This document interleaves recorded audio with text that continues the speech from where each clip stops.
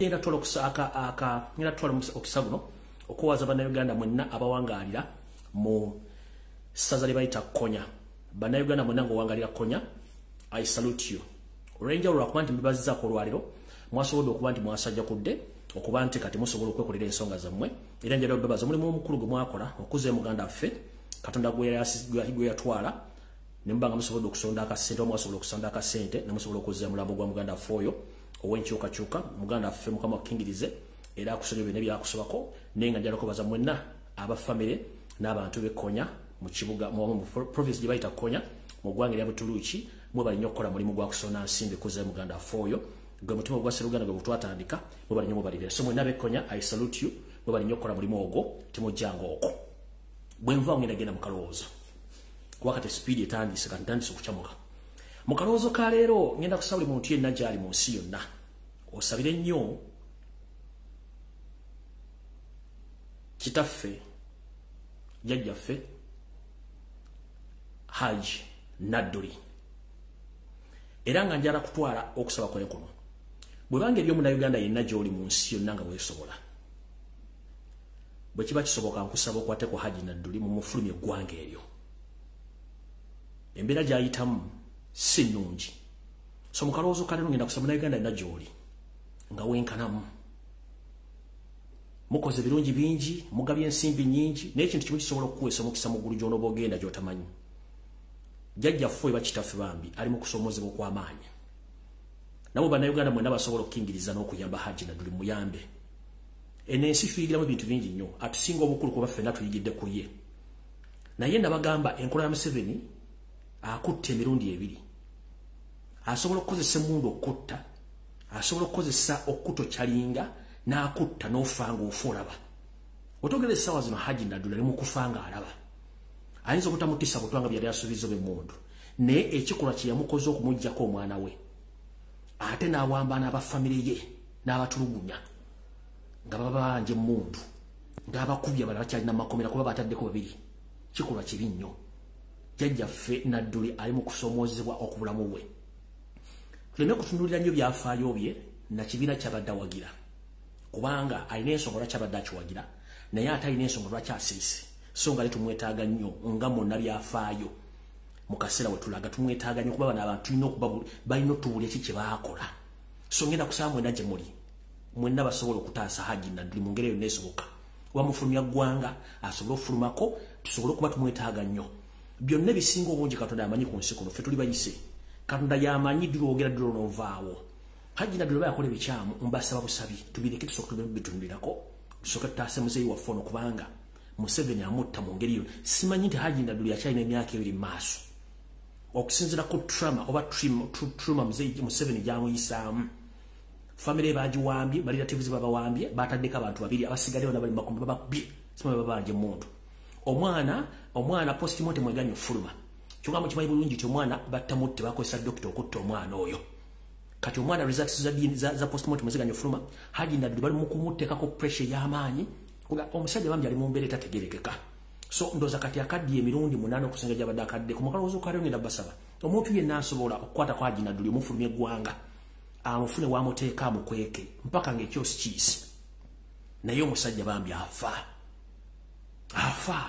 kuno ku nsi tuli bayise tewali muntu yandiyagadde kula muntu munne ng'afa byemu ku bintu bitusulira Haji Nadduli byasasuli byatambanya ate nakati mu mbeera mwali ng'amwetoolodde buli kasende wa buli nsonda yonna so mbasaba Haji Nadduli wonna buli muntu asobola omukwata kuba byamukwateko bwe kiba kisobola musabira oba mugenda mubeererawo wakaawe okumala ebbanga lyana amala oli omulabu bwe naso musobola okukikola abantu beeruulo otherwise omusajja agenda kuwalukanga bomu mu bintu ebitategerekeka awo nno nvudde mu kalowoozo kaaliro ngenze ku kiggwa lugi kyaleero alright mu kiggwa lugi kyaleero tekigenda kuba kiwanvu nnyo ate tekigenda kwawukanako ne byenjogedde naye ngenda tutandika bwe nti njagala tutandika bwe nti ntera nnyo bagamba enfumo zino nga ntandika vidiyo zino naye ndooza abamu temuzifuna makulu naye nga ntandika njala sooka balaga ka vidiyo kano era njagala Museveni ka vidiyo kano akalabe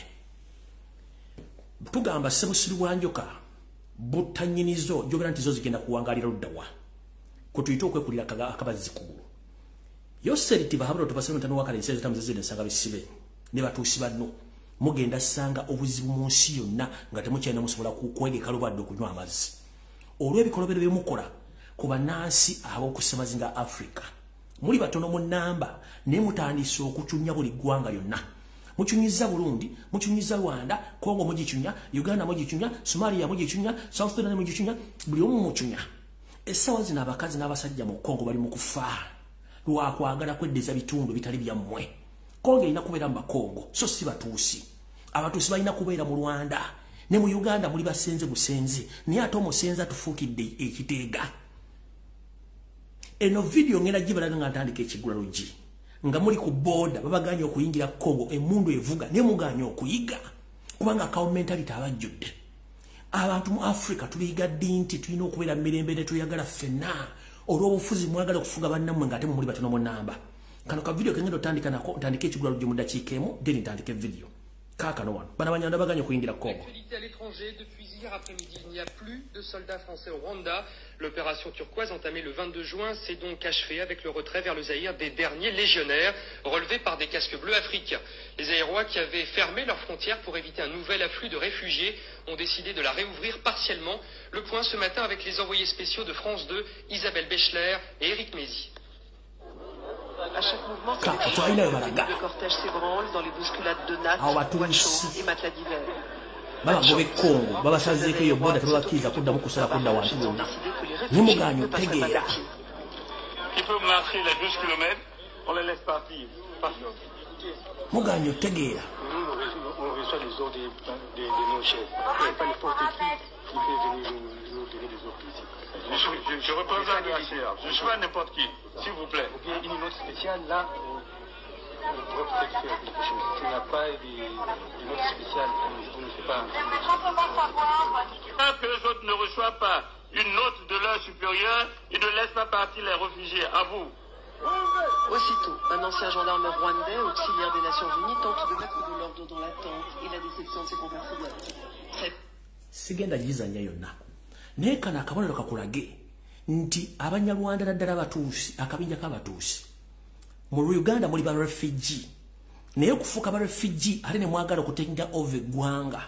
ne tukkiriza ne tulibawa naye ate ne mwagala tumalawo kati ye Kongo bafuukidde ekizibu Rwanda already kitokota si kisaanikire Burundi bwe kiri muganye okufuna amagezi mentality bategeeza nti mulina okusetulingako ewantu wamu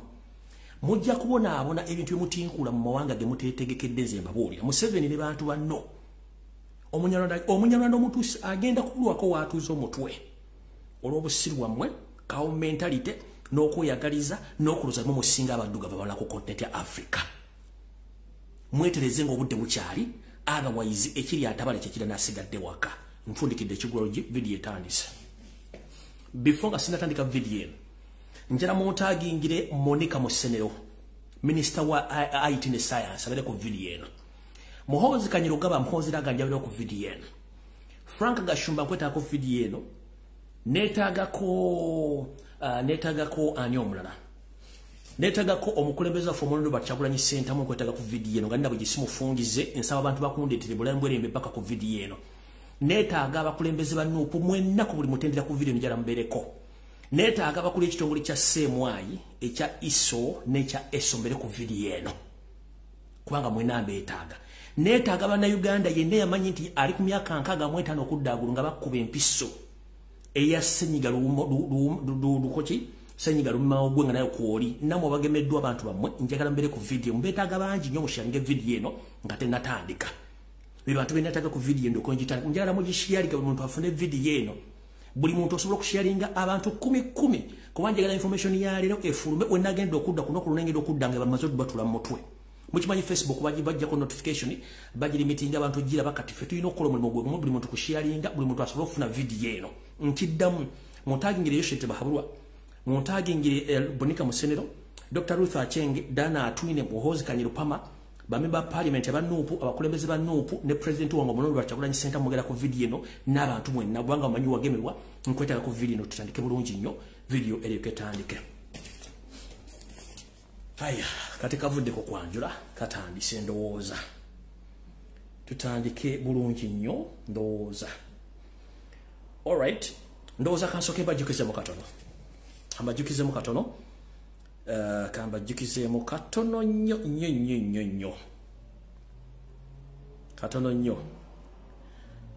katono nnyo tuza video eno nyinza okubasajja uploadinze wano ne kanji bajjukize mujjukira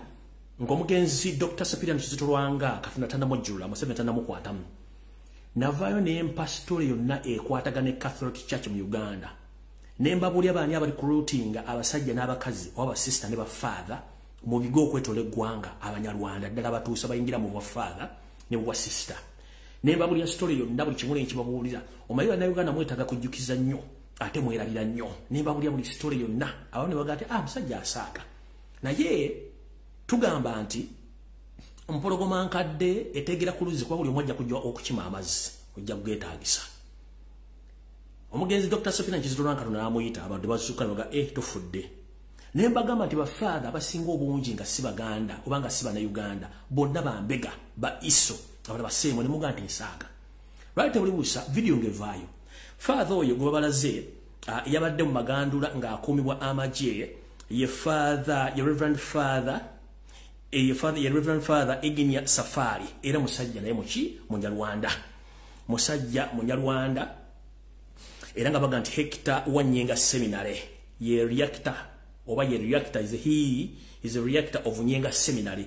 oyo mwami bikamukabenja k'Abanyarwanda abatuusi abali ku lutimbo okwera mu Eklezia ya Uganda omu ku bo nenga akabenja kangi nnyo akatenke over Eklezia kati bulijjo tetubaga mulowooza nti tutusaaga nabagamba nti bwe mba mubuuza nti sitaani yaleka azadde omwana ku nsi temwetaaga kubuuza mwana ki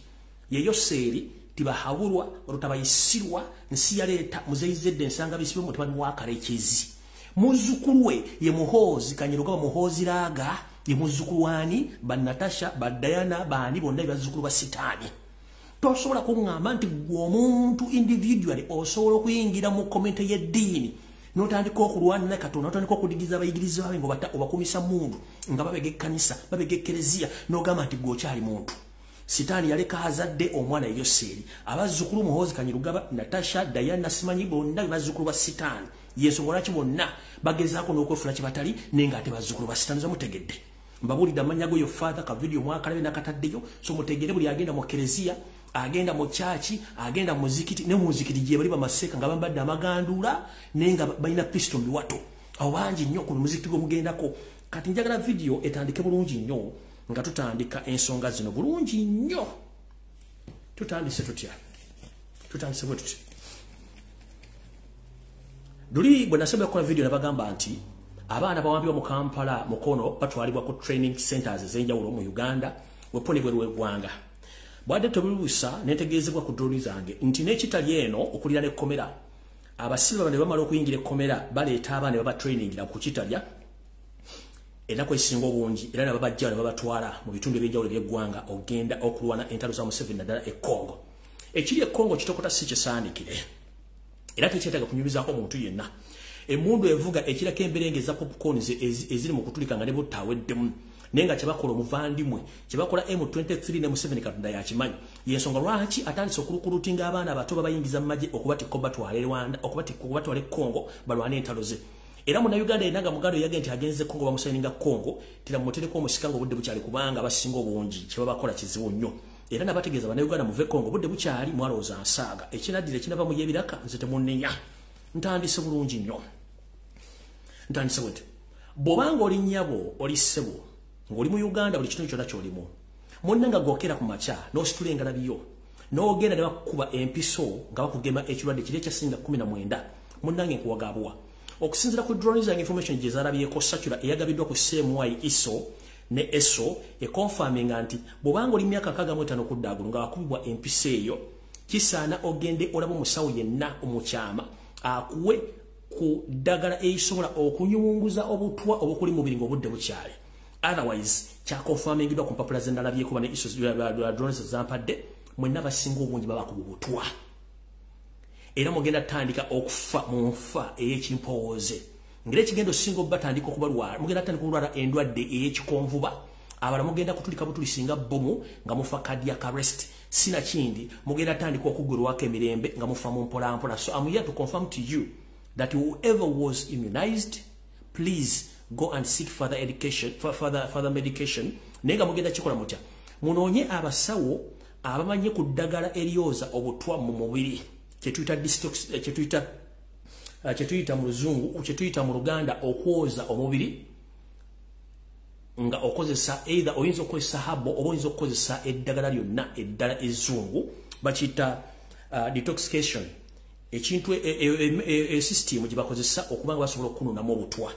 naye in the simple terms nja kujja ku Sande n'omusawo oli gwe nabaleetako olulumu abayo kulimu ku ddagala obenga gye muyinza okunuunamu obutwa omubiri kino mujja kikola nga n'abaana bammwe mwenna abakubibwa empisa ezo musobola obbawa muyinza okusobola obbakozesa system ey'okubawa eddagala lino nga mubajjamu obutwa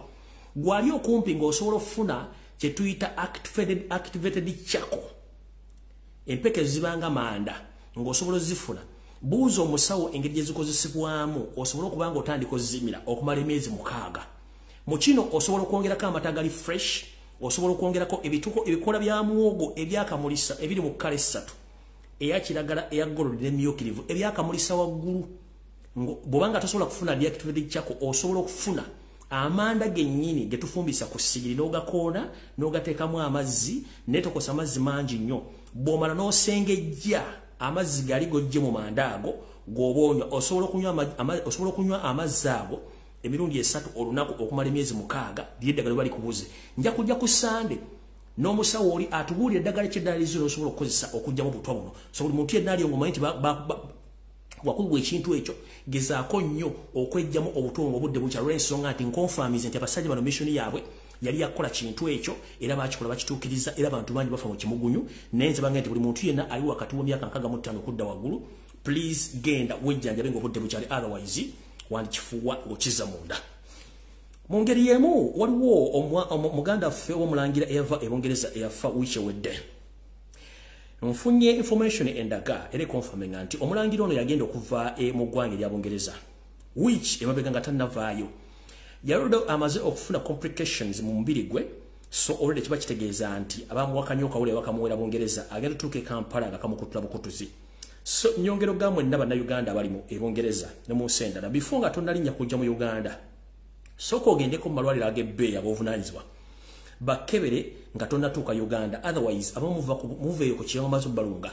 era nkubira omulago okutakungula bannayuganda bali e Bungereza semina ezijja e Bungereza right now soka okwata omutwe gwo oyinza okuba lumbi toyagala mulaba well and good it's up to you naye wuliza information gyayogera esobola kuyamba somehow or somewhere tunuulira before Kyagulanyi Ssentamu okujja tunuulira okuva lumbi before okujja ku social media diaspora yalimu seminars mmeka diaspora yalimu seminars mmeka yalimu functions mmeka nga ziri state funded nga n'abantu be tubagamba nti ono state funded mafia agent nga mumanyi nti ono agent wa Museveni oba ali Mengo oba ali mu gyamipiira oba ali mu gavumenti nga bateeka soko tunemu before Kyagulanyi okujja before nguyo okujja ku media seminars oba functions mmeka ezalinga mu diaspora kati mmeka ezijja mu diaspora kigendera kikiri mu seminars zino kati ntegeeza abantu be Bungereza before nga temunnakola kintu kyonna babi bowala seminars zijja waliwo genda byempuddeko simanyi Mayiga agitegese ye Mengo naye agenda kubeerayo mwegendereze nnyo omusajja gwenjogerako Mayiga temumumanyi ono kasooke mbalaga kiwana ekifaananyi kino ekifaananyi njobide Mayiga mulaba wuuyo alina eggayo omweta Titus oyo y'omu kubakola n'omukyala gwe bayita Million Black yatwala embassy ezisinga obungi ez'omu Scandinavia omwami ono gatandika struggle yamnima empindi ku mabega naye nga nze mumanyi nti state agent ate musajja Munyarwanda era naye nga ali mu Europe eyo gyakola emirimu gyo kati bamala omuwala bamuli recruitinga akola kuzimu ku embassy za Uganda bali mu Belgium ndozanze kuba ali mu Belgium if I'm not mistaken so bw'abanga atudde n'abantu bano ngono state agent Titus ono yankala kati okumala emyaka ebbanga ddene nnyo naye nga nze nkimanyi kuba nafuna information nti ono state agent kati bantu Mayiga badabo kati ono bwategeka pati wane bategeka pati nga bano ko bali kikyosuubira bagenda ngo obutomo genda kufa wuuyo Mayiga kati nembaga abantu mwe musobole okweberera muganya okwebereramu simanyi lwaki mwefulanya abamanyi nga temmanyi Museveni bwakola agenda batta bamalewo tubagambire muganya okuwulira gwe mulowooza ati buli muntu akusinikira amanyi oyo ajja okwagala tagenda kwagala kino kibategeeza tomanyi sitaani bw'ayambala. Sitaani ayinza okuba yayambala magandula ameeru, sitaani ayinza okuba yayambala amasuuti nga goyita sitaani ate si ye sitaani. Mumanyi sitaani yayambala ngoye enzirugavu, sitaani yayambala bubi. Nedda, sitaani ayinza okuba yayambala magandula ameeru, sitaani yayambala amasuuti, abeera smart 24/7 nga mutemukimanyi. Njala bakubira mulango takungula. Please, tusinga tubaga nti omuntu mukyamu. Bear with that information. Okwerinda sibuti enseneta ensana fetambule galudde. Gwe gwagitutte gitwalo ja kuona. Atagitutte it's up to you kubanga zo bufate bazika munze, ate bwefate bazika mugwe. It's up to you. Nekino nkibalaze kibere ekyokulabirako. Mutegere bulungi nnyo. So no mutegere buli muntu ali mu diaspora. South Africa. Mpuli balete kibozibozi simecha CBS Fans Club no mukolo gede kubere South Africa. Mbanyi mnoko mna. Bobanga oli muntu wanchuka chukatogeza n'olinnya ku functionary mu bitu by'emmengo ngeri South Africa kabere CBS. Bonna banyampi. Recently eno function ibadde mu Dubai. Eyabadde simba bagiyita simanyi bagiyitani yabadde yeyo. Omukulu ombwaye kawoya mwebe yemisa nagaba naye abantu bali mu Dubai tubegayiridde nnyo temuddamu kuuza bintu bira ku social media information gye baba wanfu mubeere ku CBS yokka ku mutimbagano kutuba information aba mugambye muli banyampi tubamanyi oyo nazikira the same people abagenda ogenda South Africa kati abane baba wadde reply bimuntu bulya binda bifu kitegeza abantu mumanyi information kati mwena bali South Africa function ezijja zina abantu bezitargetinga mulekera ogenda ku function z'abana abantu basigale waka babere mu kisiicha abantu babagala kife. So mwenabe South Africa abali mu America nebongiza bategeza ne mu Europe nino mutegere bulungi mweberemu.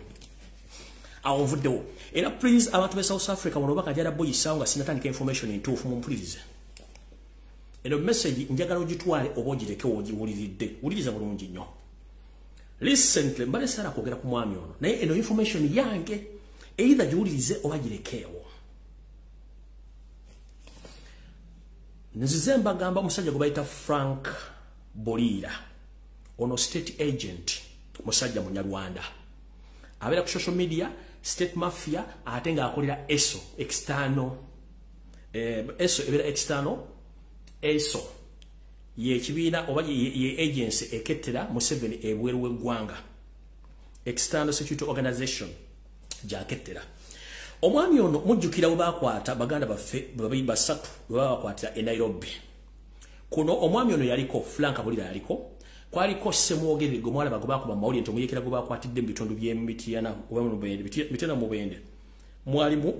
n'omukulu gobayita Bright Mazinga. Kati abantu bana basatu bana bakwatira wa Nairobi naye babakwatira Nairobi balete Uganda wotogerere sawa zino babagamba nti bajja okulagira mawulire balaga nti semwogere kagobaako atali bamukwatidde mu bende bitiyana side zenti muyekera. Naye what was the mission behind this? Omwami ono Frank Bolira akolaga n'abantu bangi nnyo aba position nga temumanyi mbega wa Museveni n'oku attracting abantu abali mu struggle real. Kajjala bate bubanga olina omutima ogwagala eggwanga era akyusa ggwanga please avoid omukulu bayita Frank Bolira kubanga ESO agent. Bakwatisa omukulu semwogerero ono naye njala bagamba nti mwe family ya Bright Mazinga n'emikwano gye muddemu munoonye nnyo muganda amono gyali kubanga information gye mwafuna gye baateeka ne ku CBS okusinzira ku drone zange zigikubyemu ebituli nkiddamu omuntu kuba n'abasatu Frank Bolira alya butaala ng'ate yasika bana ababiri yaleeta bana ababiri semwogerere kago baali bategetinga go baali babaagala era yali omuntu omutuufu nga yalina ekibinja ky'abantu abatuufu abalwanyi bagenda okununa eggwanga era kyobula go baateeka muli nti bamukutte. Kati mwenda mikwano John Bright Mazinga Juuko ne famire ye muddemu mwetegereze nnyo ababawa information n'omulambo ogumwaga nti gwoyo bwana bajali for God and my country bwana bataliyo the same for God and my country. Niyo kusinzira ku drones bange nti tegeeza family ye ne mikwano gye baddembe etegereze nnyo ku kiki kye baawulira n'omulabo gwe balaga nti gyeguli. Sijja kwongerako bingi ayina batu weewulirire era otegeere naye nga mission y'abantu bonna yali yakufuna mukulu ono semwogere yali pure blood ng'ayagala change. Semwogere ono gwe baakwata gwe baateeka amawulire yekka gwe baali baagalako. So ever wish to liberate Uganda, please avoid some politicians and some people in Uganda because they might cause problem to you. So semwogere was the near target. Era bahamufuna ira mutekane mawulire kati bana basigadde bonna question mark ne family ne mikwano jono mwami please mugezeeko ku verifying otherwise bayinza bakolera ekintu ekitali kituufu tutandise bwetuti kati video etandise malina okunywa ku mazzi kansubira nti Monica Musenero atuuse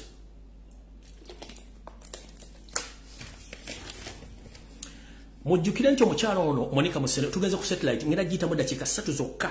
buli mwogera kuvaano ng'otegedde obubbi buli mu Uganda n'ababbi abali mu Uganda. Alright. Njala mutagingira mukyalo gwe bayita Monica Musenero Minister for Science and Technology. Olusimu bbi mulwadde. Alabika ne bwosala ebyano biteeka mu kaveera bulungi ng'osaze empita ndi ajja gibba gitwale mu kamoyo sete babiro tabasala mutano akazi siya muzizini nsanga bisibano si babbi balwadde. Tutandise bwe. Mujjukira mbisera ebya lockdown omukyalo ono yavaayo Museveni n'amuwaana nti omu ku bakadaazi b'abalungi kumbe y'omu ku babbi be abalungi.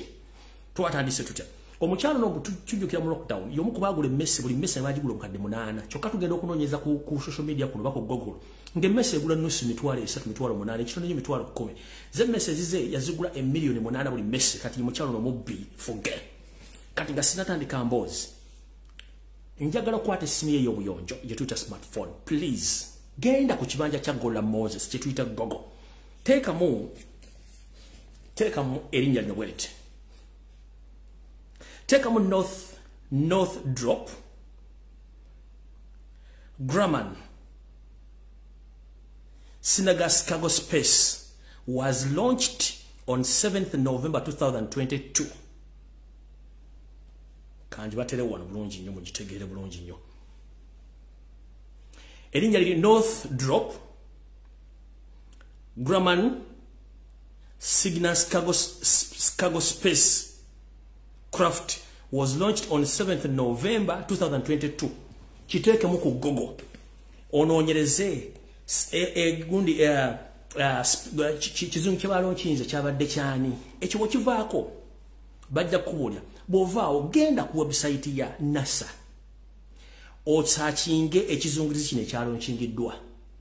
Bw'osangako ekigambo kyonna ekiri related ku Uganda nti yalonkinze satellite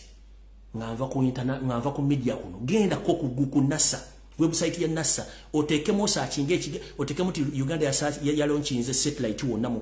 NASA yevunanyizibwa mu America ndoza mu jekondoza Russia oba ne China NASA ndoza ediro kuba NASA yesooka okuba nti yalonkinge ebisungirizi bino ebisinga obungi njagala ogende ku mutimbagano gwa NASA ku website ku mutimbagano gwabe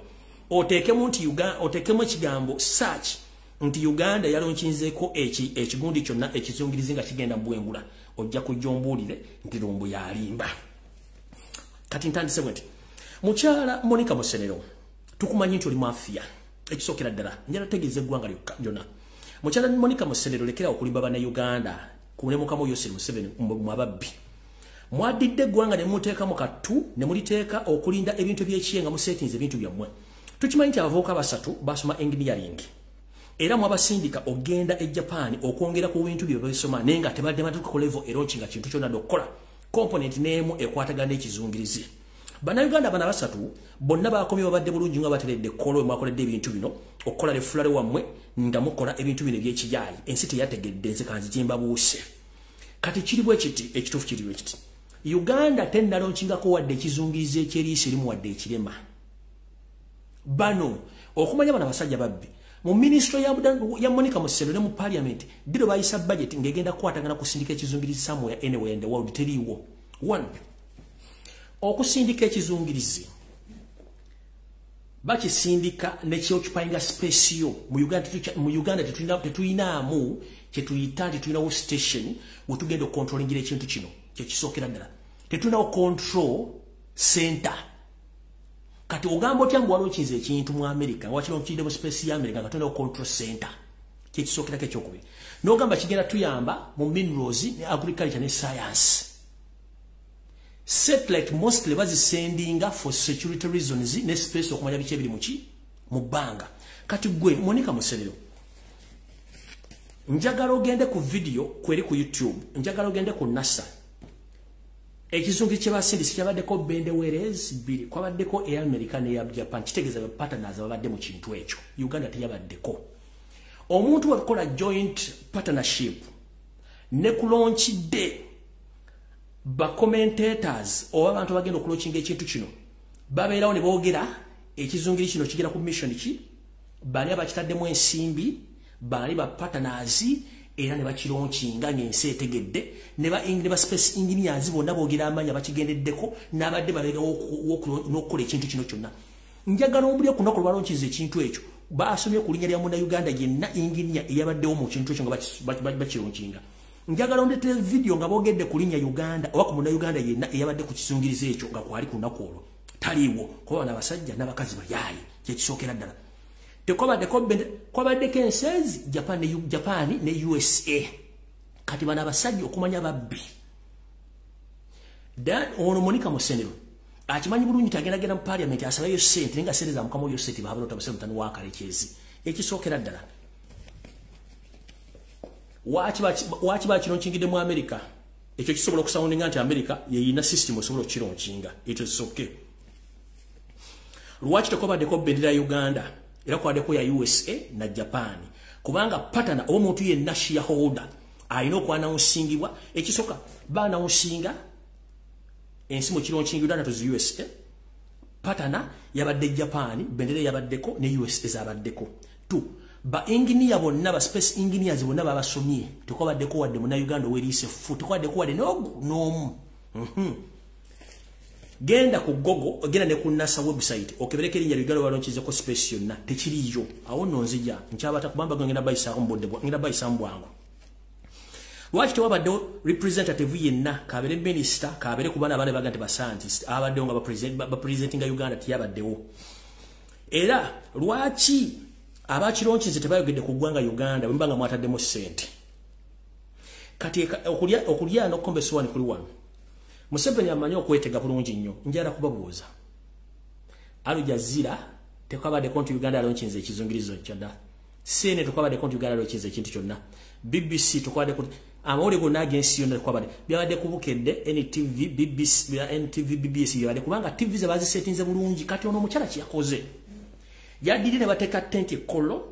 ne bamakinga sure nti bamanyi saazi bagenda okulonchingirako ekizungirizi kiri ne batuuza abantu mu tente babateeka obulungi nnyo bagamba neki bonna ne batuuza engalabi zaabwe ne bonna ne babatega ekiwa ne batuula wootuukira okuteeka eggwanga n'abasajja balina family n'abakazi ne basetinga ekolo mu balonchinga ekizungirizi kitwali bendera ya Uganda wadde okuyimba oluyimba lw'eggwanga lwa Uganda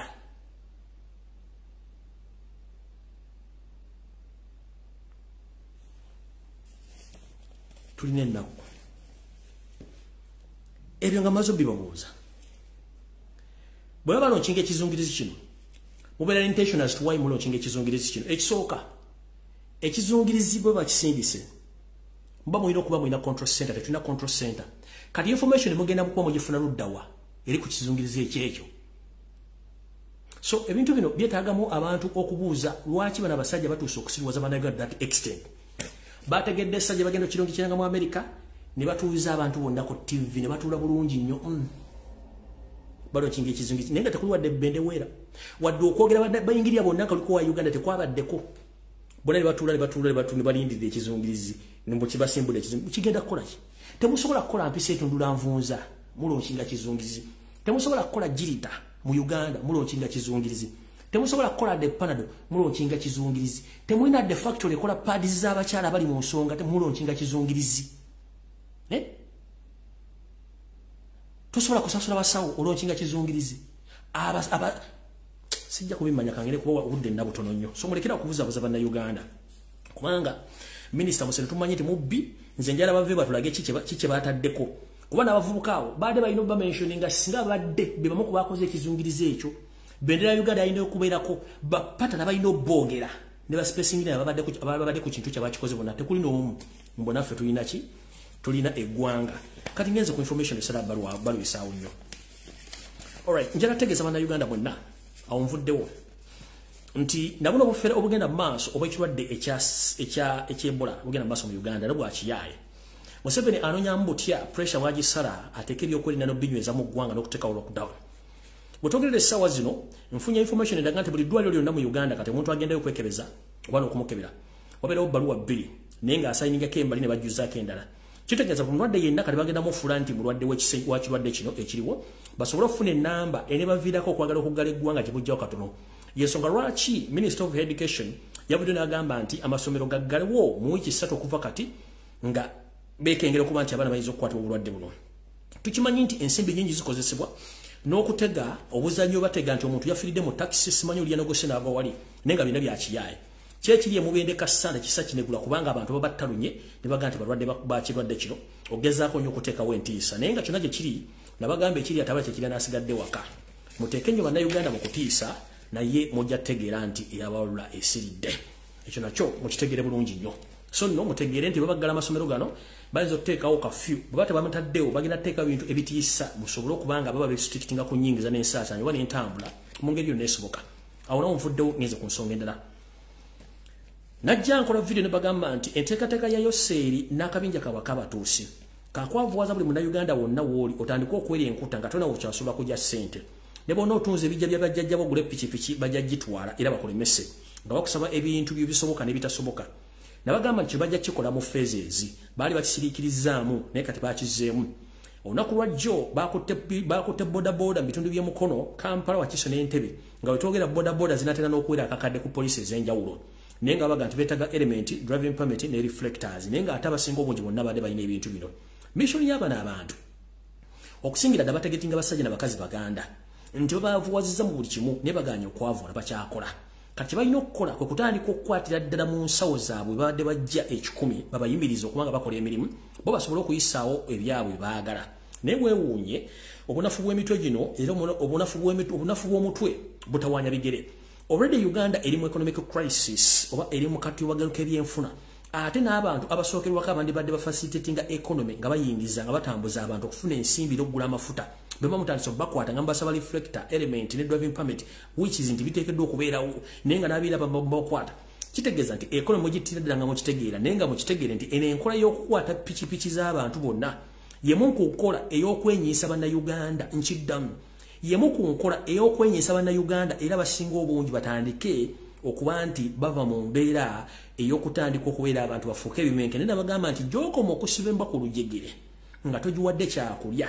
olunaku lwekutula oba lwogita bw'etasookera ku ggwe esookera ku mwana we yennyini ayavula mu lujja gwerya. Kati butyo Museveni mukwate abantu bano abantu mbajja mu business ababoda mbagubye mu business naye ekinaaba mu y'ebiraka mujja kyongera okitegeera nti ensi nkambwe naye ffe tufuddeeyo mubanyikize mubanyige anaawulira ng'akooye ajja kubanga yejja mu budde naye mukwejja mu budde bifunga temunejja mu budde ekyokukola mukimanyi nina kembadde nerabidde mutandise okulaba abaana nga batandise okwetuga ku masomero. Gino si mizimu nti bukalabanda dedda ezo ze zimu ku side effect eziva mu kukubibwa ebintu ebitategerekeka. Nkiddamu gomuzadde ali ewaka monitoringa nnyo omwana bwo magana baga nti abaana bali mu kubakuba ebintu bino nga temutegeera. Abaana bali mu kwejja mu budde not because balina stress no ezimu ku side effect z'ebintu ebyebyo omwana atuuka okuba nga takyetegeera n'asalawo yejje mu budde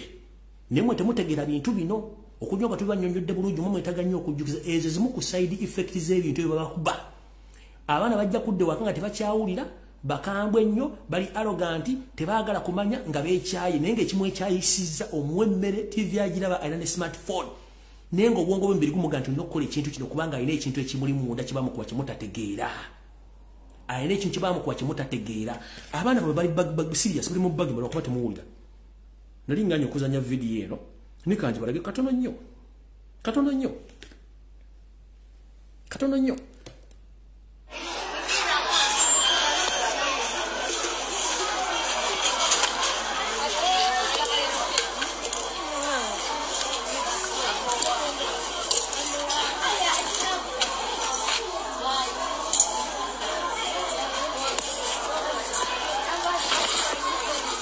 baba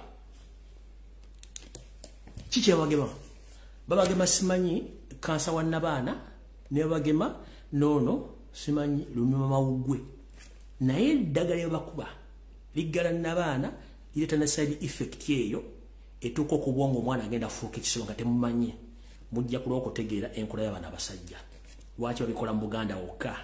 ate nga tebawuddemu nti Muganda buli muntu asangibwa mu Buganda yenna bajja mukola ekikyamu mujja kutegeera nga muzi okusiza engalabi zammwe.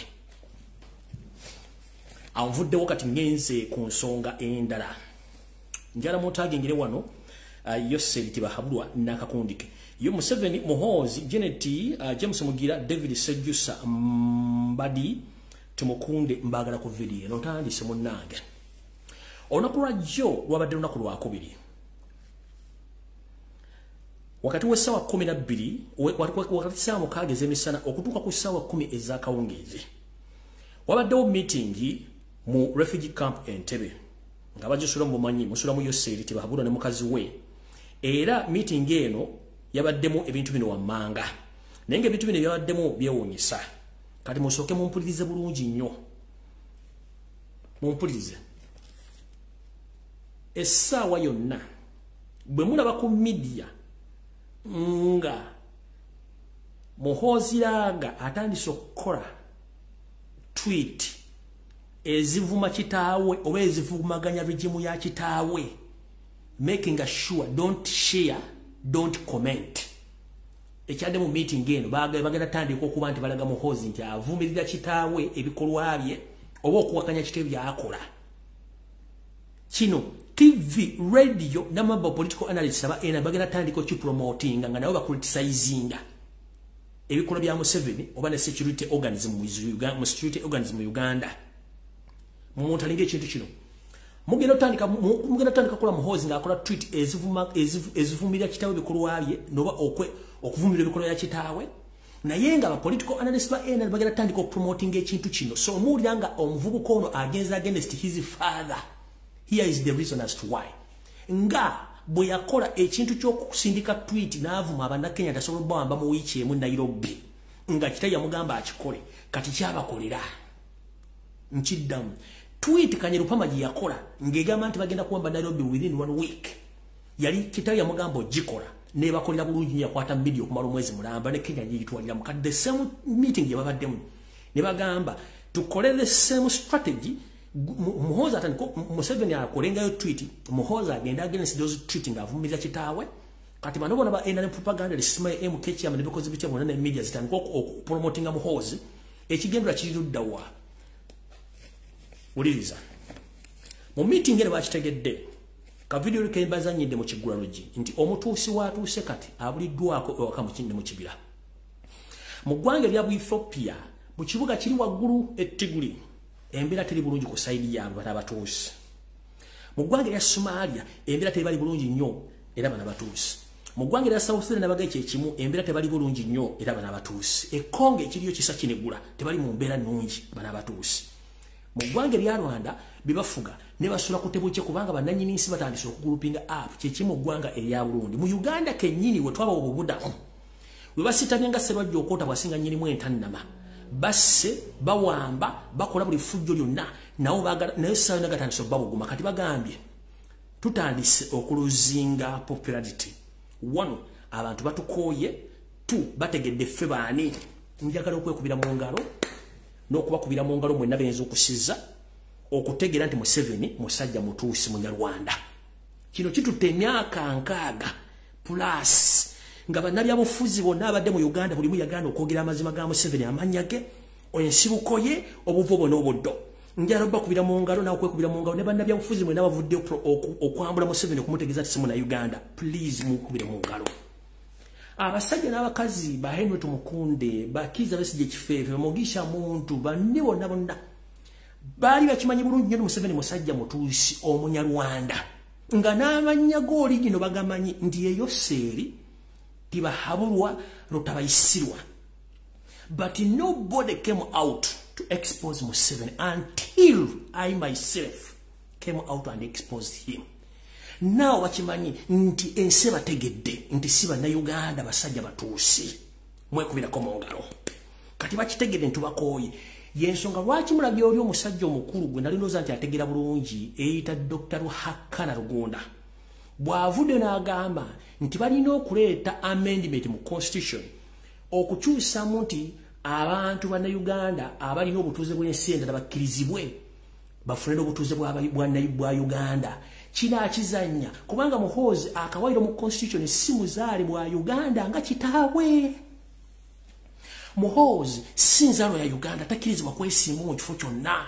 ne Museveni buti bwe kiri kaabere jeneti ka bonna basinko obungi kati bakitegedde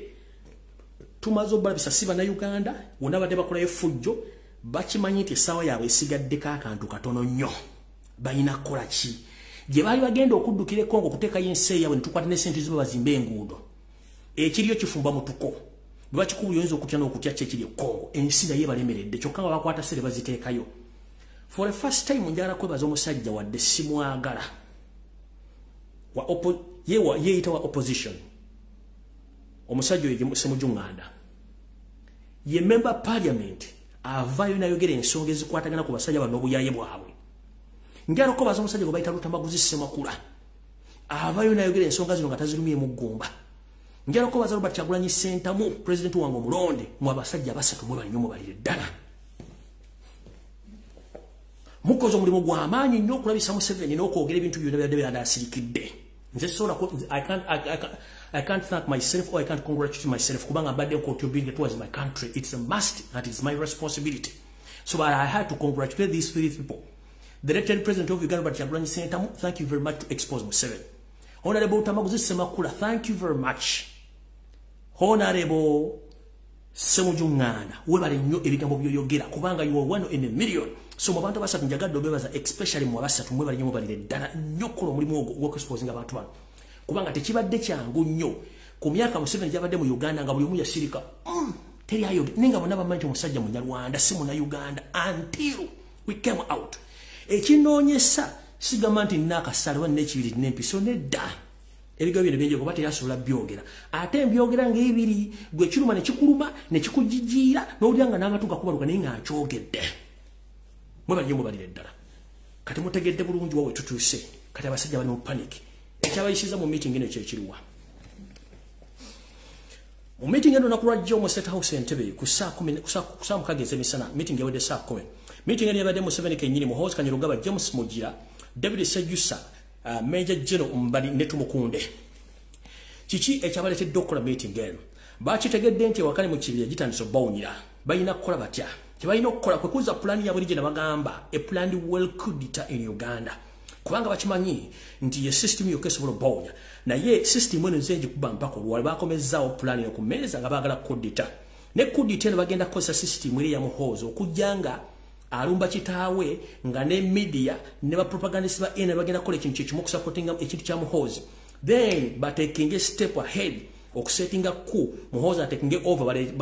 bakwate Museveni bamukwate bamuteeke mu under house arrest bamuteeke ekisozi oba wantu bana bamuteeka naye nga indirect Museveni yagenda okubanga afuga eggwanga lino nga Muhoozi gwe webiragiro nga baatuukiriza ebintu bino byonna so mukitegere bulungi nnyo nti anything happens on social media nga kiri against Museveni nga Muhoozi yakikoze oba NRM bakikoze waliwo plan ko gibagezaako okuzza naye kino kyogera in advance temujja gikolayo so no mutegere ebintu bino naye nga abantu bano bali backed by Muhammad Nsereko ne Frank Gashumba Owen Twingiri be bantu abali mu kintu kino okubanga basupporting ekintu kino wansi so mukitegere bulungi nnyo nti abasajja batategedde kati nti ne Kenya gye badde basindisa emize gyabwe muchu nzize mbaga ebintu bye Kenya bino nga mbategeeza n'omusajja y'omu ye master planner what happened in Kenya bagenda kukola bagenda kyusa mu constitution naye siroza kinaba kyangu system bajjawo term limit ne bana Uganda nti bana Kenya kimwe kibajja kuba omusajja oyo emigo ne tamu ezo butagimalako so ebintu batambuza bibito so awo no yamvudde mutegede bulungi singa mulako media nga Muhoozi agenda against his father kubikolo nibyayogera temwebuuza ku media so no awo nvuddewo ngenze ku nsonga endala budde nga budduka kale kansulenti omukulembeze wa Robert Kyagulanyi Ssentamu otuuse ku video eno njagala ulize information eno bulungi nnyo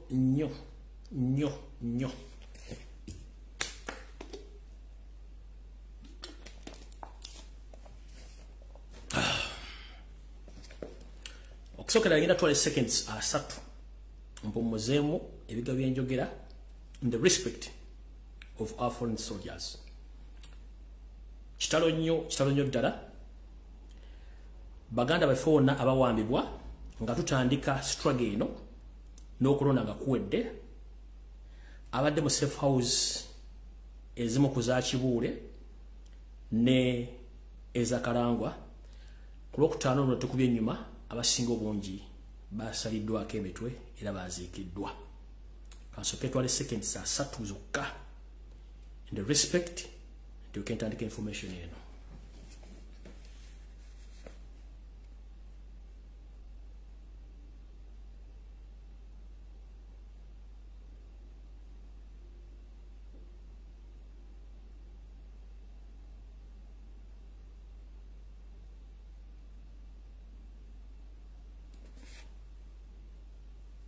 Ntandise went. Era message njagala egenda eri mukulembeze wa Robert Kyagulanyi Ssentamu abawagizi ba National Unity Platform n'abakulembeze mwenna ne bannayuganda mwenna ne bannakazadde mwenna. Kitalo nnyo ddala. Njala otegeeza eggwanga nti abaana abasinga obungi abakwatibwa nga tutandika campaign nejeza komekerezebwa era bano nga bali bataliddwa mu safe houses oba torture chambers eziri mu bitundu birengendo okumenya wammanga ku Lwokutaano oluwedde abaana bano bonna basayiningibwa era ne battibwa. Era nga yawa orders zino ye mukulu Muhoozi Kanyarugaba agamba nti agala okufuga eggwanga Uganda. Kitalo nnyo ddala baganda baffe bano kuba nti battiddwa. Olwokutaano oluwedde olw'ensonga nti abaana bano bagezezzaako nnyo obassa mulayini baganye okublackmailinga Robert Kyagulanyi Ssentamu okublackmailinga Nuupu wepo n'okulyankuzibwa okulya mu nsi yawe olukwe. Abamu nga baba bajjere mu kuba ne batuko kubanga tebakyayagala kumanya okujjako okuwummuzibwa nga kukwandisinze okubanga bawona obulumi. Abantu abali mu ggwanga Amerika mumanyi omusajja ono Kibuule waali. Bwe kiba kisoboka mwandibadde munoonya ku address waali Kibuule asaana kukwatibwa. Mu safe house zino wammanga wabadde abaana bano.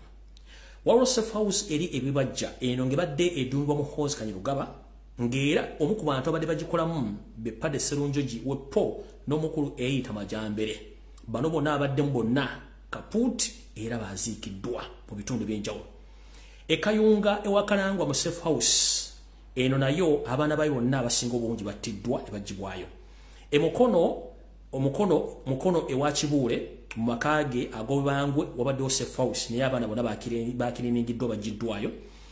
Ennamawojjolo era nawo no safe house ya mukulu Kibuule no mutabani wa Museveni nayo bagiddwayo. Drone zange okusinda ku drone zange amaka ga Kibuule nago mbategeeza nti nayo mbadde mu safe house era naye abaana battiddwa bonna babaddemu. Kati abaana abadde ewakalangwa abasinga obungi bonna basuliddwa mu mugga Ssezibwa era nga struggle ewedde nga tufunye obwetwaze mu ggwanga Uganda. Ngenda kusaba ekibiina ky'ensi yonna ekya UN, ngenda kusaba ekibiina kya International Human Rights Commission worldwide, ngenda kusaba EU ne bannayuganda mwenna tutandika okufeffetta omugga Ssezibwa ogutandika ne gikukoma. Engomba z'abaana abatamanyiddwa muwendo ziri mu mugga guno omuyitirivu naye ng'omuntu alina osooka okukwatibwa ye Kalangwa wepo ne Kibuule. Abaana badde mu safe houses z'omukulu ono Kibuule ziri e Mukono wamwe zibadde Nnamawojjolo ne makaage ag'Obwebange. Abaana bano basinga obungi baziikiddwa mu kibira kye Mabira Forest gye baziikiddwa ng'abaana basinga obungi bateekako chemical enjeru gye bayiwa mu ntaana ezo mass graves ne bagiyiwako ne badissolvinga mpola era kizibu nnyo. Era nga bwensabye ebibiina ebyolumirirwa ensi yonna n'okulwanira eddembe ly'abantu nsaba nti olutalo nga luwedde ekibira Mabira kyonna ku sayidi zombi gye kiva ne gikikoma tulina okutandika okunoonya nga tukozesa embwa eziwunyiriza ezikonga olusu okutandika okunoonya buli ntaana yonna mujja kukyanga ensi ezudde emirambo egyinza kuba kisukka ne mu kakadde k'abantu. Nkiddamu nga Yoseri avuddeko n'akabinja ke. Ssezibwa ne Mabira Forest on both sides tuteekeddwa okufuna sniffer dogs ezigenda okuba nga zisaakinga okuva Mabira watandika ne gyakoma okunoonya mass graves ez'abaana n'abantu abattiddwa mu ggwanga nga tebamanyiko buziiki bwabwe ku biragiro by'omusajja oyo Muhoozi Kanyarugaba ne Museveni. Kino nkyogera nga nkirinako obukakafu nti abaana bangi battiddwa era omwana wabayawula nga tasire mu kulabika kimanye nti bebamu ku bantu abaziikiddwa ku Lwokutaano. Ensonga lwaki abantu bano battiddwa abamu badde beekyawakyawadda nga tebakyagala kumanya ng'ekiyinza okubawummuza obulamu okwe kufa ate nga baagaana okulya mu nsi yaabwe olukwe n'okulya mu kulembeze waabwe olukwe lwa Kyagulanyi Ssentamu ne basalawo babatte era Muhoozi n'alagira ne babatta. So nga ate abantu bakola ebintu bino omu ku bo Kibuule ali mu ggwanga erya Amerika mwatudde mwazembagatanidde nga endibota y'obuleega. awo nawo nvuddewo ngenze maaso eno security alert eri mukulembeze w'eggwanga omulonde Robert Kyagulanyi Ssentamu ne ba foot soldiers n'abakulembeze mwenna aba National Unity Platform mpulirize bulungi nnyo okusookera njala tandika ne balooya mwenna aba National Unity Platform Robert Kyagulanyi Ssentamu gye muvudde katono mwawandiika ne mukola analysis ne mukola report ey'okutulugunyizibwa n'okuwamba abaana ab'enkyukakyuka aba National Unity Platform report eno mwagikola ng'ekulembezeddwa omukulembeze waffe Robert Kyagulanyi Ssentamu balooya wepo ne bannakyewa bonna abakola report eno era mwakwata report ne mugitwala mu EU enda ne mugiwa ku EU headquarters mu Uganda abasajja bonna abakazi basoma report ne bakwata ku mutwe bwe mumala okuwa report eno EU teyakola nsobi yakwata report eno negwako copy yosediti bahabula tabasira mutano wa kalekezi emutegeeza bibazudde mu kuwamba n'okutulugunya banna Uganda EU yafuna ekyekango ne Museveni yeewuunya biki ebigenda mu maaso nga ate yali yeebuzaabuza nga afukaana bakimanyi oluvannyuma lwa Museveni okusoma report eno mu maaso g'abakulembeze ba EU era ne bamugamba nti nga nabo gisimufungize twetaaga ote buli musibe genda eyawambibwa eby'obufuzi afulume ekkomera ng'obudde bukyali nga bonna ba National Platform n'abantu abalala bawambibwa Museveni kye yakola yabagamba asobola okukola ekintu kino naye kwakwakulizo kamu nti mukendeeze ku bukwakulizo mwateeka ku mafuta genda linnya okusima mu bitundu bye Bunyoro n'omugamba okukkakkanya obukwakulizo buno okusinziira ku lipooti gye tufunye olina okuta abantu bano era Museveni bwe yamala okusaba ekintu kino ng'amaze omuwa lipooti n'alagira mbagirawo nga nagisimufungize oluvannyuma lwa meeting eno Museveni mu meeting kye yamala okutuula yawandiikira ebitongole byonna omuli ISO Semwayo ne ESO police n'ebitongole ebirala batandika okufeffetta buli wamu ewali abaana bonna aba National Unity Platform abakwatibwa okutandika okuteebwa bunnambiro naye kukakwakulizo kamu nti buli mwana yenna agenda okuteebwa gye bojja katono ateekeddwa okuba nga omumwago musibe nga tateekeddwa okwogera kintu kyonna kyamutuukako n'ebintu byalaba otherwise singa najja ku media kebere Facebook kebere TikTok kebere media yonna nemujjako interview ono ayinza obutaddamu okulaba ku musana bayinza omujjawo mu butabatiisatiisa era Museveni yaragidde nti abaana bano bwe baba babaweeyo akasimbi akatono akali wakati w'emitwalo 3 ku 5 nga enziba mumwa baleme kwogera oluvannyuma lw'ebbaluwa eri report Robert Kyagulanyi Ssentamu gye yakola omukulembeze waffe ne balooya bannupu gye baakola so ne babalagira nti abaana bano bonna bamala bakwata abasinga bamala balaba gye beri mu bitundu ebisinga obungi mu safe houses babatwale batandika obba display nga bitundu basula oba dropping bitundu ebyenjawulo banoonya makubo agabazze waabwe nga nabo gisimufungize naye batedeka kwakulizo nti okuddamu okwogera ekigambo kyonna engeri gyaba bakwatamu gye babasula gye badde batokyalinga kijja kubaviirako obuzibu obw'enjawulo singa banaakiwulira so bwe mutandika okulaba abantu bamwe batandise okuvayo abamu ku abo abasurvivinze omanyi nti bayinza obutaddamu kwogera ekigambo kyonna okuggyako okusirika awo nawo nvuddewo njira mu kitegere nti report omukulembeze gye yakola yatuuka dda mu international human bodies ne mu EU yatuuka yasatiza Museveni okutuuka okukola ekintu kino naye ate nga batugamba nti cow mentality yasinga okubeera okutawaanya abantu bano ulira Yoseri kennyini wano wali okulya n'okukomba essowaani ulira bulungi nnyo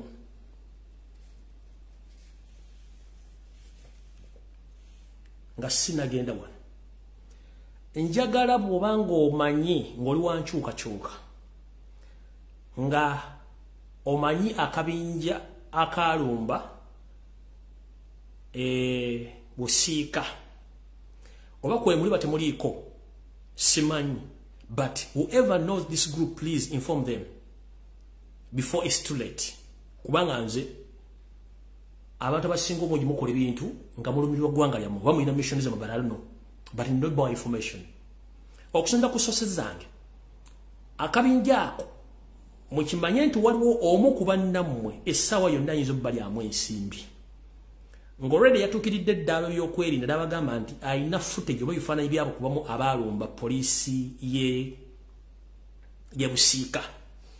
so mwegendereze nnyo yonna gye muli abaakola ekikolwa ekyo nti omu ku mmwe ayagala bawaayo in the names of kunufuna sente. So mutandika okwecheckinga ng'obudde bukyali okusinziira ku information yange nafunye kuba mu drone zange ez'enjawulo. Mmwe abaakola ekikolwa ekyo mukimanye mu kibinja kyammwe mulimu ensolima eyagala obbalyamu ssente nga yasabye ssente we footage oba ewe bifaananyi kummwe abamu poliisi oba amagye gatandika okunoonyereza nga bafune mwenna. So akabinja konna yonna gye muli message agadde ogibwa before it's too late, mwegendereze nnyo. Omu ku mmwe akolagana n'akabinja ka state okwagala okuwaayo bamugesa okolete fudde n'abagamba nomala kunsasula mbawe mundatigire okukunoonyereza. So mwegendereze nnyo mwenna akabinja ako mbagye muli bati muli yadde no muli goso omwiki I don't wanna know. So mutegere bulungi nnyo nti omu ku mmwe mulimu ensolima eyagala obbalyamu olukwe eweeye ebifaananyi byomwe abamu ku mmwe basobole obbafuna okusanya wakabinja ako kinyagadde obategeeza nga obudde bukyali. Kati wano wali ekinyuso ekikulu ntandise. Mu nsonga endala oluvannyuma lwa meeting eri yatudde Museveni ng'amaze okufuna ebbaluwa eri Namutayiika. Wulira cow mentality. Mu nteekateeka endala Namutayiika omusajja ono ng'amaze okuta abaana bano ayina abantu bayagala abalala okukwata era mu kibiina kya National Unity Platform ku misango emijingirire era addeyo mu nkola ye eri eya divide and rule blackmail atya anoonya butya waayungira Robert Kyagulanyi ssentamu Eke Bobi Wine ku bujingire bw'abayeekera kennyini bwe yeetandikidde onabagamba ADF is Museveni, Kony is Museveni, Lakwena Museveni, n'obubinja bwonna obuba terrorist buli mu East and Central Africa Museveni yabufuga era yabusasula. Mwana yuno omutamiivu bia muhonziraga byagambye we can defeat M23 ayoso oliguli yasogamba kulayi yasega nti we can defeat M23 ono muhonziraga nagati kale kabinja ka M23 kaba terrorist era bagale batusi banonya buddamu. So bakimanyi bulungi ebera reverse psychology bakimanyi. M23 sponsoring bo Museveni kennyini kubanga mutuusi noli munne Pilato Neruto yabegasseko bantu basatu. So don't be deceived. M23, a rebel group in Congo, is sponsored by Museveni himself. That's why Uganda, if we don't fight for our country, nothing we are going to gain in that country. They are going to sell our minerals and to use the taxpayers' money to fund their mission to divide the Congo in two parts, because they are targeting to take part of Congo where they are reaching minerals so that they can create another country using the taxpayers' money. And previously, the parliament passed billions of money to allow infrastructures in Congo on taxpayers' money. So your mission. Kati chikigera maso. Yose mungeri yemu. Agenda kuwalizibwa okuta abaana abasigadde mu safe house. Naye agenda kukola atya. Member parliament ng'oluwa National Platform. Kansala ng'oluwa Unity Platform. Oli mukulembeza National Platform. Robert Kyagulanyi ssentamu n'abala mumpulirize bulungi nnyo wali crucial information. Tuzeeyo mu system enkadde eya Museveni eri gy'amanyidde ddala eri tactical eya blackmail kwayagala okukwatira abantu. One, bwe mwakoze report eno gye mwadde EU eya kidnap eya torture nemutuula muli maawo nawule nga butandise omunyonyoogera kiyakoze n'addayo mu reverse psychology n'addayo mu bitabo bingenda kukwata ntya Kyagulanyi ono. Mujjukira tuzze tukuba bubinja bw'abayeekera bwe yateeka ku nuupu n'abantu babayagala bateeka nti bayeekera. Kati kiyakoze n'ategeeza ebinja byonna byabambega abantu bano mbate naye tugenda kukola ekintu bwe kiti. Mulabye video eyafulumye nga bakutte family ya Naddu ne bagamba badde banoonya mmundu. Kintu kyekimu kye bagenda okukola ku bakulembeze ba National Unity Platform ne ba foot soldiers abamu. Mujjukirako bulungi eddoboozi ya Uganda Muhammad manya gagenze lwe baplantinga amasasi mu nnyumba ye. Kati mwakirabye kye bakoze ewa Haji Naddu mu relative bagenze bagamba basakinga mundu. Kati Museveni agenda kuddayo mu kakodyo ke yakola omugenzi Archbishop Luwumu. Remember, Archbishop Luwumu was blackmailed by Museveni's group. At that time it was known as Fronasa. Ulira omugenzi Archbishop Luwumu yasigibwe Tomi nga Museveni amaze okusima ekinnya mu lujja lwa Luwumu ne bateekamu emmundu ne bamala bategeeza Amin nti Archbishop Luwumu awagira abayeekera era ne mmakage mulimu emmundu bagenda okujja okusima ng'emmundu weeziri. Kati mwenna bakulembeze ba National Platform Robert Kyagulanyi ssentamu emuli akakodyo ke Museveni kayagala okukozesa okuddira amaka gamwe oba ennimiro zammwe nga bazimenti zammwe bajje baplantingemu emmundu batandika okukwata mu kwomu nga bateeka munda nga basabako ebisango sange by'obuyeekera gye baagala n'okujja era bajje balumba ekitebe kya National Platform nga basuubira nti waliyo ebikusika ebitaliiyo. Museveni njira kugamba ku kitebe kya National Platform waliyo emmeeza ne fayiro empapulapapula byebyo kateri kiriyo wayo kyamasiro ng'olowooza amasiro bateekamu emmundu Abaganda oba ng'olowooza empewo za Buganda zonna zikuŋŋaanira mu masiro. Oyagala kulumba kitebe kya National Platform waliyo fayiro na mmeeza teri kiriyo. So don't waste your time. That cow mentality, you need to think before you act. Stop thinking like a kid. Mulowoozeeko ng'abantu abakulu. Politics is just a game. Akusinga amagezi akutwala office. So sikozesa mundu amanyi tegala yasinga embazi yewaata. Kati wano wetugenda. So mwenna Museveni yagambibwa ati tulina okudda mu nkola enkadde okufuna abantu bano. Kati yagambibwa ati tugenda kuddira kati kambazire ndi Museveni musajja muyaje nnyo. Yagambye kati tugenda kuddira abamu nabategeezezza akakodyo okukojjawo poliisi ezisinga obungi. Temwakategedde nakabanyonyi temwakategedde. 1 economically tali bulungi. 2 ati abantu okuddamu okuluba poliisi ezofune emmundu naye indirect waliwo kyesabagambye kikino wano wammanga. Nabagamba Frank Gashuba bamwa biliyoni emu n'entendeeza tanagifuna ey'okutandika ebijambya mu Buganda. Kati bwe bajjayo poliisi zino ezisinga obungi mu bitundu bya Buganda bano bakijambiya ala tebakulembera Frank Gashumba kibawa chance okugenda okutema abantu nga bwe baagala nga tewali wadde poliisi n'omwasobola okutuuka mu kitundu ekyo with the time. Nkiddamu bwe bajja poliisi zebatandise okuŋŋaanya bazijjawo kiwa bano abatemu ababijambiya okugenda okuinvadinga ebitundu batematema bano nga tewali nga poliisi ez'okuva eva kilomita nga 23. Kati bagezaako okujja poliisi eno 1 okuminimizinga ku expenditure yaabwe. 2 okendeeza ku bubbi bw'omundu bwandibaddewo. 3 okuleka mission yeri y'ebijambiya okugenda maaso. That's why bali mu kuteeka abanyalonda buli kitundu kyonna ekya Buganda balita abatuusi mu Buganda babayiwa mbayitirivu nnyo kubanga bano balina emitima gisobola okutta. Mukitegedde bulungi mufunye bulungi nnyo. Kati Museveni yabagambye bw'ati. Yabagambye tugenda sindika abantu baffe bagende balumbe police posts ezimu n'okulumba bu small detaches wabu barracks okwetoola eggwanga. Bamala obbulumba for already tuba twataddeyo demundu tuzaagala tuddire information gye tujjeri mu research gye bamaze okwatanga bu barracks bw'amagye wabu detachi ne poliisi tujja ataakingira zine emundu gye tuma tuplantinze wantu tukwate ekiwedde kya Robert Center tumusibeko nti yabadde adiringa n'abantu bano abadde batandise obuyeekera. Kati bo bamale bakole report counter attacking eri ya Robert Kyagulanyi Center mwe ya tocha ne kidnap bagikwase European Union bagigambe omuntu gwe mbadde mufiirako eyabawa report y'omu kuba wagira ebikola by'obutujju n'okulumba barracks n'okujja government nga kosa erinnya ly'emmondo. Ndooza Kyagulanyi kifunye kyembadde nkugamba wamu kifunye mwe kyembadde bakugamba ayagala ku counter attacking report gye mwakola ng'ayagala kola bamala okwatakinga poliisi zino ne buditachi ne military barracks obutono emmundu zino ate bazikozesa ogenda oziplantinga maka g'abantu mu nnimiro z'abantu abagala enkyukakyuka. Amalako ate ripooti eri gye baatakinze n'emmundu ze basanze eno batandika okukwata buli kiwedde kati bakole report ba European Union ng'erumeka Robert Kyagulanyi Center National Platform nti basupporting obutujju n'obuyeekera ate European Union n'abazungu bakulaga nabo. Takitegeeza already report eri abagisse Nupu ne Kyagulanyi Center bamaze okulonyera erinnya lyabwe nga bwe yakola ku mugenzi Idi Amin Dada. Kati Museveni ndowooza ebyokukola bikuweddeko wandibadde owummula mirembe awunduddewo nnyo ebintu byokola byakikadde nnyo Fronasa system yaggwawo tuli mu digito bino ebintu by'okulimbalimba abantu okubuzaabuza abantu adde ku social media okuvuma abantu okubabuzaabuza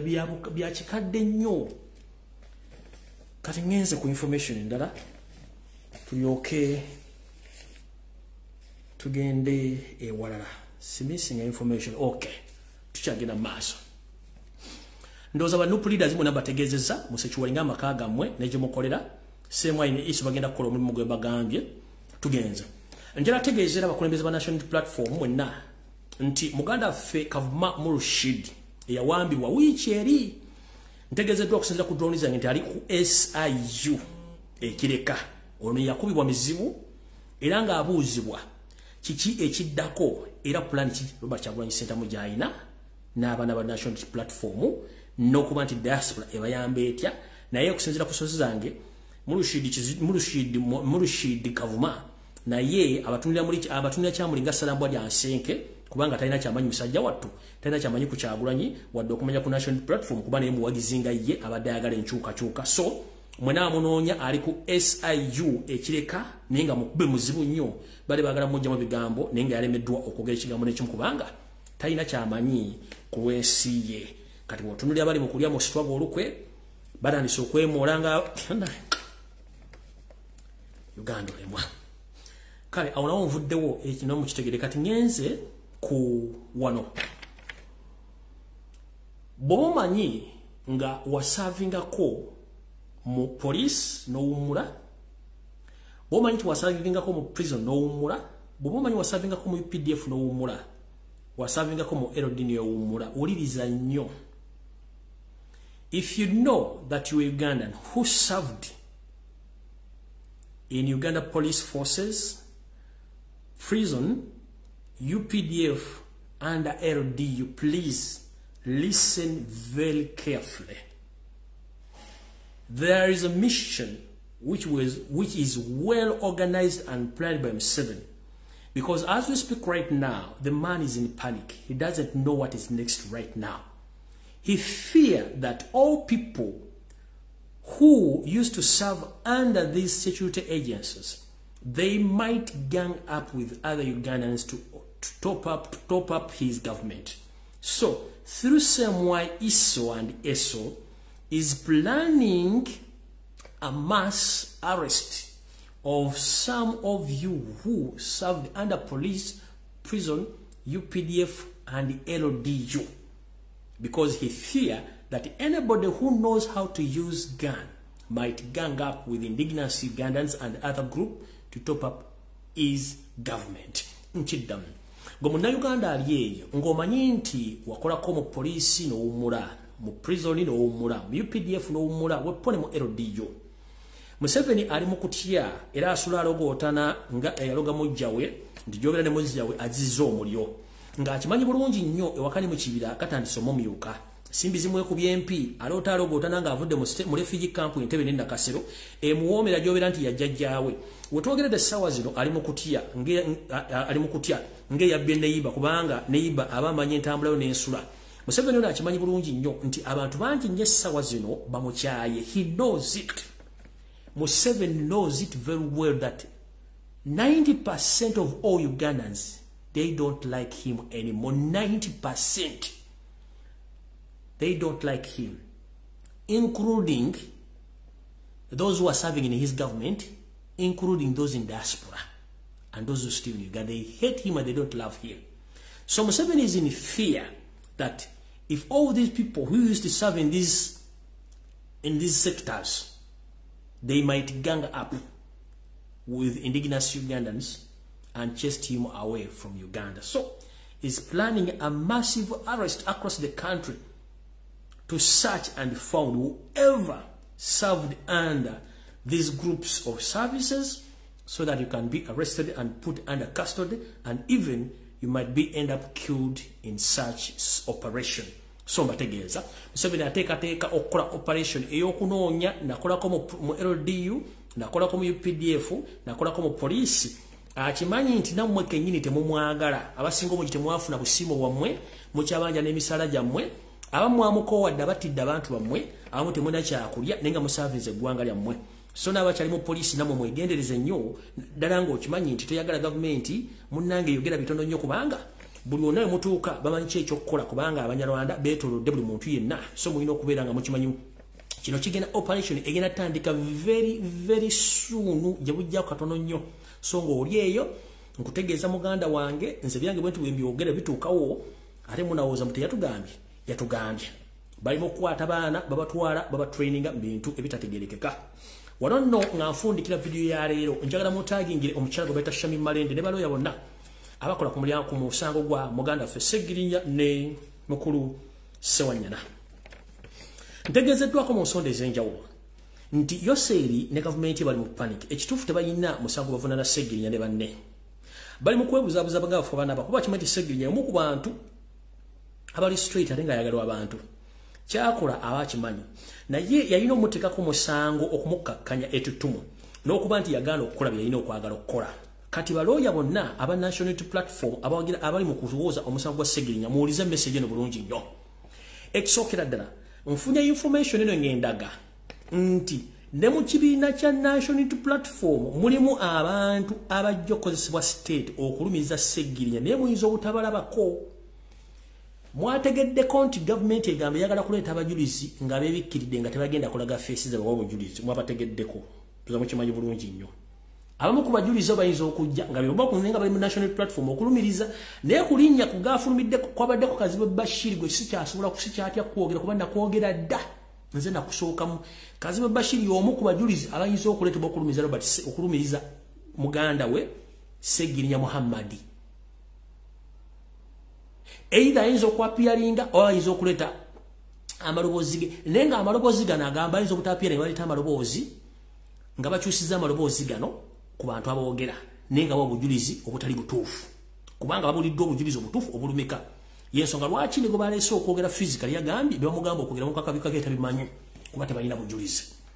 So balooya mwenna abali ku musango gwa Segirinya mu kimanyi state terina mujulizi n'ogu bagenda kukozesa abo bakirumira mpiri bbiri abatulimu bakozesa okujja okulumiriza omukulu naye nga bayinza okujja nga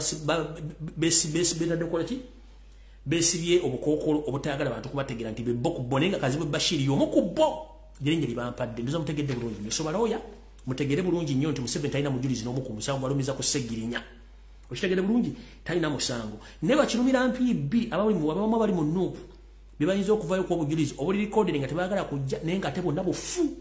So balooya mukitegere nnyo omuza kati mutandika okugobera kesi ya Segirinya ne ba witness ba high witness oba abalumiza Segirinya ebigo bagenda okwogera amaloboozi mugawulize ganze bagenda kukwatibwamu oba okukyusibwamu naye nga obujulizi bwawa tebukwatagana. Ekyo mugenda kyebulirako naaga ngenze nja kubeera wano nga mbalaba era nga mukitegeera bulungi nnyo nga bwentera okubagamba ebintu ebyo mukitegedde bulungi nnyo. So nno butyo nakulabaka katuna baakyadde mukkiriza okugenda kwaye kuno enswaso etayanula yereege engalabe.